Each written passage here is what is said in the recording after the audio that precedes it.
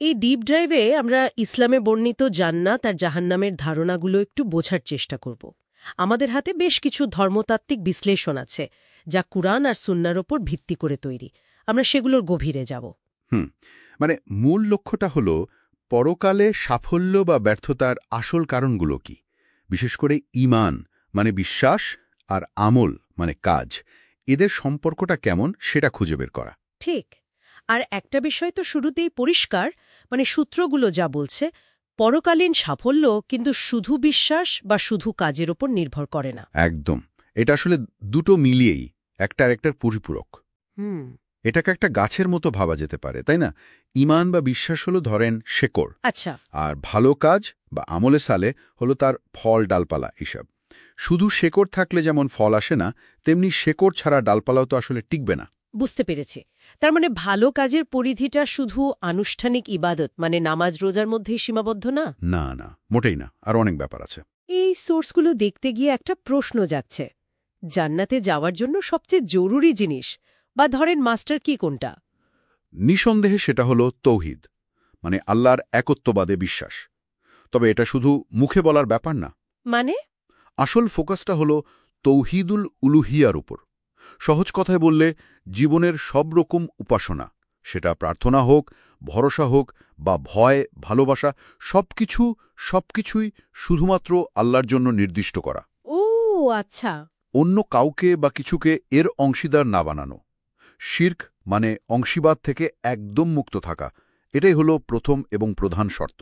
তার মানে এই যে বিশ্বাসের বিশুদ্ধতা, এরপরেই আসছে ইসলামের যে স্তম্ভগুলো আছে, যেমন সালাত, জাকাত, সাওম, হজ, এগুলো কি তাহলে বিশ্বাসের একটা বাস্তব প্রমাণ?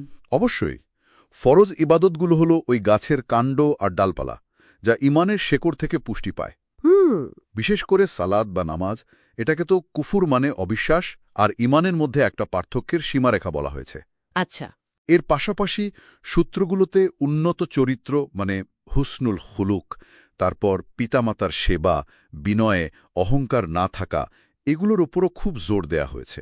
হ্যাঁ, একটা হাদিসের কথা মনে পড়ছে যে অন্তরে কণা পরিমাণ অহংকার থাকলেও নাকি জান্নাতে যাওয়া যাবে না। ঠিক তাই, অহংকার খুবই মারাত্মক।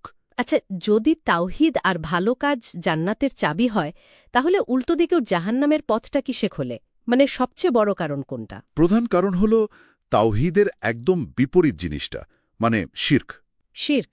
হ্যাঁ, বিশেষ করে শিরকে আকবার বা বড় শির্ক, যেটা হলো আল্লাহর উপাসনায় সরাসরি অন্য কাউকে অংশীদার বানানো। কোরআনে তো বলাই আছে, সূরা মাইদাতে দেখবেন আয়াত ৭২-এ, যে এ ধরনের শির্কের পাপ যদি তওবা না করে মারা যায় তাহলে ক্ষমা নেই, এবং এর শাস্তি হল চিরস্থায়ী জাহান্নাম। আচ্ছা, এটা তো গেল বড় শির্ক। ছোট শির্কও তো আছে, তাই না? হ্যাঁ, আছে। শিরকে আসগার বা ছোট শির্ক, যেমন ধরেন রিয়া, মানে লোক দেখানোর জন্য ইবাদত করা। এটা আমল নষ্ট করে দেয়, কিন্তু ব্যক্তিকে পুরোপুরি ইসলামের গণ্ডি থেকে বের করে দেয় না। বুঝলাম। শির্ক ছাড়া আর কি কি কাজকে গুরুত্বর পাপ বা কবিরা গুনাহ বলা হয়েছে, যা জাহান্নামের দিকে নিয়ে যায়? তালিকাটা বেশ লম্বা। যেমন ধরেন অহংকার, যেটা একটু আগে বললাম, তারপর ইচ্ছাকৃতভাবে নামাজ ছেড়ে দেওয়া। নামাজ ছাড়াটা এতই মারাত্মক? হ্যাঁ, খুবই মারাত্মক। কিছু ফিকিহি ইমাম তো এটাকে কুফুরের সমতুল্য বলেছেন। এছাড়া আছে জুলুম বা অত্যাচার করা, মিথ্যা সাক্ষী দেওয়া, সুদ খাওয়া, ঘুষ নেওয়া, পিতামাতার অবাধ্য হওয়া, অনেক কিছুই আছে।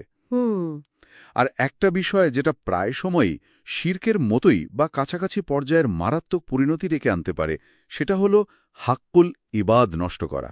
হাক্কুল এবাদ মানে বান্ধার অধিকার? হ্যাঁ, মানুষের অধিকার, অন্যের হক নষ্ট করা। এই ব্যাপারটা সোর্সগুলোতে বেশ জোর দিয়ে বলা হয়েছে মনে হলো। বিশেষ করে ওই যে মুফলিস বা দেউলিয়া ব্যক্তির ধারণাটা, ওটা তো বেশ ভাবিয়ে তোলার মতো। ঠিক বলেছেন, ওই ধারণাটা কিন্তু খুব গভীর। হাদিসে যে মুফলিস ব্যক্তির কথা বলা হয়েছে, সে কিয়ামতের দিন পাহাড় সমান নেকি নিয়ে আসবে। নামাজের সওয়াব, রোজার সওয়াব, জাকাতের সওয়াব, অনেক। কিন্তু দেখা যাবে সে দুনিয়াতে কাউকে হয়তো গালি দিয়েছিল, কারো নামে মিথ্য বদনাম রটিয়েছিল, কারো হয়তো জমি দখল করেছিল, কাউকে মেরেছিল। তখন তার ওই সওয়াবগুলো থেকে ক্ষতিগ্রস্তদের পাওনা মিটিয়ে দেওয়া হবে। দিতে দিতে যদি সওয়াব শেষ হয়ে যায়, তখন ক্ষতিগ্রস্তদের পাপগুলো তার ঘাড়ে চাপানো হবে। তারপর তাকে জাহান্নামে ফেলে দেওয়া হবে। সর্বনাশ! তার মানে হলো আল্লাহর হক, যেমন ইবাদতে ত্রুটি, সেটা আল্লাহ হয়তো ক্ষমা করে দিতেও পারেন, কিন্তু বান্দার হক বা অধিকার যদি নষ্ট করা হয়, সেটার ক্ষমা ততক্ষণ হবে না যতক্ষণ না ওই বান্দা নিজে ক্ষমা করে অথবা তার পাওনা মিটিয়ে দেওয়া হয়। এর গুরুত্ব অপরিসীম। তার শুধু নিজের ইবাদতবন্দেগী করলেই হচ্ছে না, সামাজিক দায়িত্ব, ন্যায় বিচার, অন্যের অধিকার রক্ষা করা এগুলোও সমানভাবে জরুরি। একদম সমানভাবে জরুরি। আচ্ছা, যদি কেউ শিরক না করে কিন্তু অন্য বড় কবিরা গুনাহ বড় পাপ করে ফেলে, যেমন ধরুন সে হয়তো মিথ্যে বলেছে বা সুদ খেয়েছে, তার পরিণতি কি হবে? সেও কি চিরকাল জাহান্নামে থাকবে? না, এখানেই আহলুসুন্নাহর মূলধারার আলেমদের দৃষ্টিভঙ্গিটা গুরুত্বপূর্ণ। তাদের মতে কেউ যদি শিরক না করে কিন্তু অন্য বড় গুনাহ করে ফেলে, সে ইসলাম থেকে বের হয়ে যায় না, তাকে ফাসেক বা পাপাচারী বলা হয়। ফাসিক। আচ্ছা।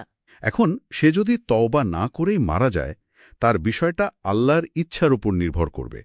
আল্লাহ চাইলে তাকে ক্ষমা করে সরাসরি জান্নাতে দিতে পারেন, অথবা নির্দিষ্ট সময় পর্যন্ত জাহান্নামে শাস্তি দিয়ে পাপ মোচন করে তারপর তাকে জান্নাতে প্রবেশ করাবেন। তার শিরক না করলে চিরস্থায়ী জাহান্নাম হবে না। হ্যাঁ, মূল কথা এটাই। শিরক না থাকলে চিরস্থায়ী জাহান্নামবাস হবে না। এটা অবশ্য খাওয়ারিজ বা মুতাজিলাদের মতো কিছু পুরনো দলের মতের থেকে ভিন্ন। তারা কবিরা গুনাহকারীকেও চিরস্থায়ী জাহান্নামী মনে করত। আচ্ছা, বুঝতে পারলাম। তাহলে একদম সংক্ষেপে যদি বলি, জান্নাতকে কেমন জায়গা হিসাবে বর্ণনা করা হয়েছে আর জাহান্নামকে কতটা ভয়ানক? জান্নাতকে তো বর্ণনা করা হয়েছে অফুরন্ত শান্তির জায়গা হিসেবে। সেখানে সোনারূপার ইট থাকবে, দুধ আর মধুর নহর বইবে, পোশাক হবে রেশমের, যা কল্পনা করা যায় তার থেকেও বেশি নিয়ামত। বলা হয় সর্বনিম্ন যে জান্নাতি, তার প্রাপ্তিও নাকি এই দুনিয়ার 10 গুণেরও বেশি হবে। সুবহানাল্লাহ! আর জাহান্নাম? আর জাহান্নাম ঠিক তার বিপরীত, চরম কষ্টের জায়গা। সেখানকার আগুনের তাপ নাকি দুনিয়ার আগুনের চেয়ে 69 গুণ বেশি। 69 গুণ? হ্যাঁ, খাবার হবে কাঁটাওয়ালা জাক্কুম ফল, আর পানীয় হবে ফুটন্ত পানি হামিম। পোশাকও হবে আগুনের, আর সবচেয়ে কম শাস্তি যার হবে তারও নাকি পায়ে আগুনের জুতো পরানো হবে, যার গরমে মাথার মগজ টকবক করে ফুটতে থাকবে। খুবই ভয়াবহ বর্ণনা। আল্লাহ রক্ষা করুন। তাহলে এই যে এত আলোচনা হলো, এই ডিপ ডাইভ থেকে মূল শিক্ষাটা কি দাঁড়ালো? আমার মনে হচ্ছে পরকালের চূড়ান্ত সাফল্য আসলে একটা প্যাকেজের মতো। বিশুদ্ধ তাওহীদের বিশ্বাস থাকতে হবে। হ্যাঁ, 1 নম্বর শর্ত ওটাই। সেই বিশ্বাসের প্রতিফলন হিসেবে ফরজ ইবাদতগুলো পালন করতে হবে, ভালো চরিত্র ধরে রাখতে হবে, আর খুব গুরুত্বপূর্ণভাবে অন্য মানুষের অধিকার হাক্কুল ইবাদ রক্ষা করতে হবে। একটা বাদ দিয়ে আরেকটা দিয়ে আসলে পূর্ণাঙ্গ মুক্তি সম্ভব নয়। একদম ঠিক বলেছেন। বিশ্বাস আর কর্ম দুটোই লাগবে, অবিচ্ছেদ্য। আর এটাই হয়তো আমাদের আজকের আলোচনার মূল চিন্তার খোরাক হতে পারে।